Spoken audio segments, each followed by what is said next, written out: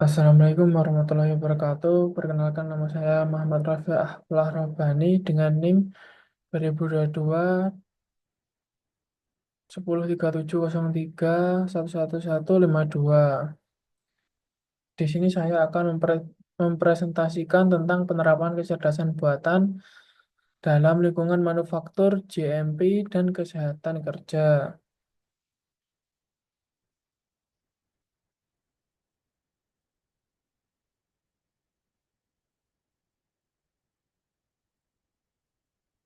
Tujuan presentasi saya yaitu menjelaskan penggunaan AI dalam manufaktur berstandar GMP, yaitu menggambarkan bagaimana kecerdasan buatan diterapkan untuk meningkatkan efisiensi, akurasi, dan kualitas produksi sesuai standar Good Manufacturing Practice.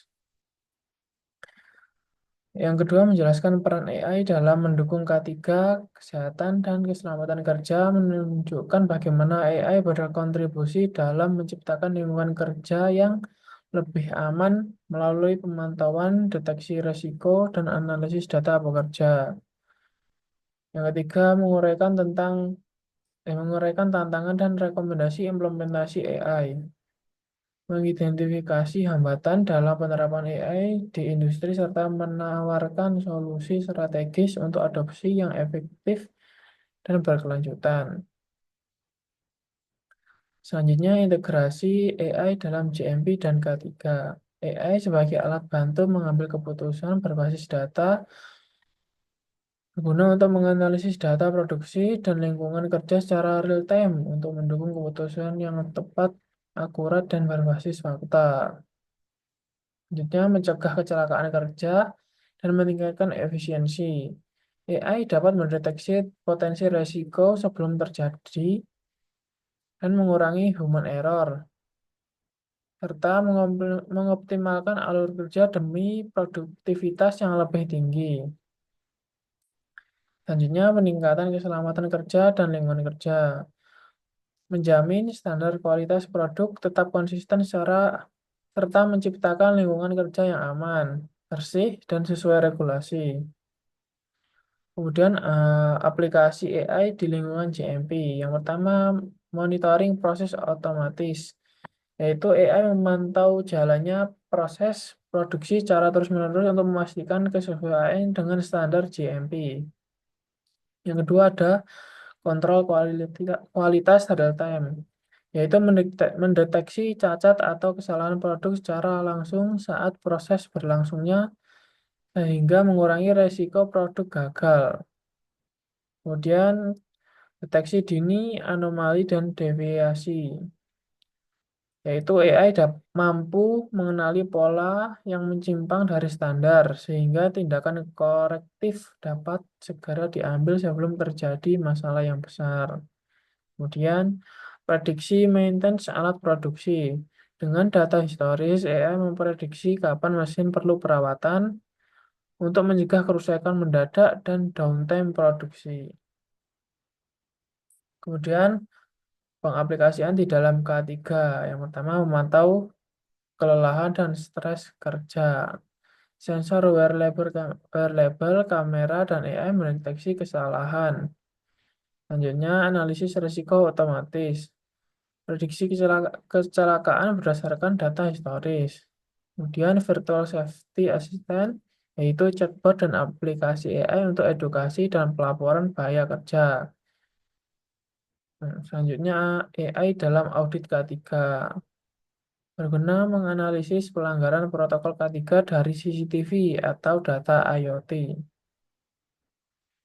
Kemudian ada studi kasus AI dan K3, yaitu sistem AI dapat mendeteksi pekerja tanpa alat perlindungan diri atau APD. AI dapat memantau dan mengidentifikasi pekerja yang tidak menggunakan APD sesuai dengan standar keselamatan, serta memberikan peringatan atau mengarahkan tindakan korektif.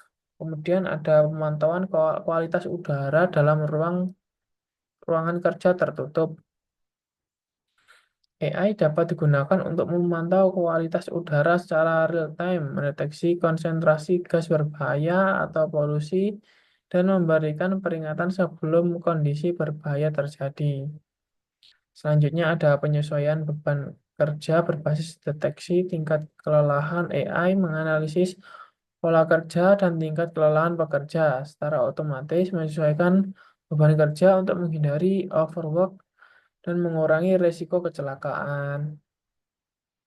Kemudian ada tantangan penerapan AI di JMP dan K3. Yang pertama ada validasi sistem AI yang sulit dan mahal. Proses validasi dan memverifikasi sistem AI memerlukan waktu dan biaya yang besar, terutama untuk memastikan keakuratannya dalam industri yang sangat diatur seperti JMP dan K3.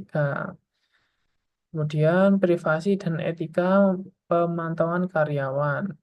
Pemantauan karyawan dengan teknologi AI dapat menimbulkan kekhawatiran terkait privasi dan potensi penyalahgunaan data pribadi dalam pengawasan lingkungan kerja.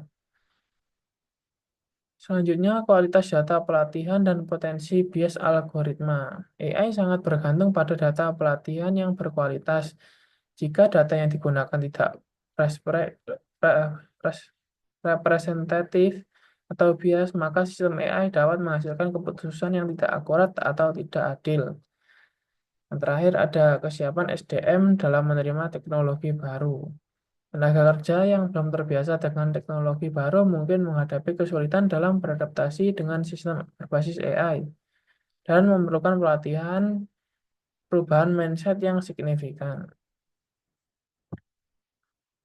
Di sini ada rekomendasi strategis. Yang pertama, perkembangan kebijakan ketiga berbasis AI yang beretika,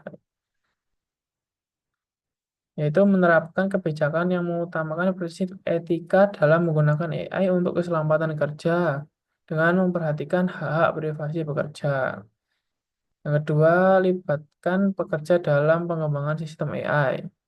Melibatkan pekerja dalam proses pengembangan dan implementasi AI untuk memastikan sistem yang dibangun sesuai dengan kebutuhan dan memberikan manfaat langsung kepada mereka.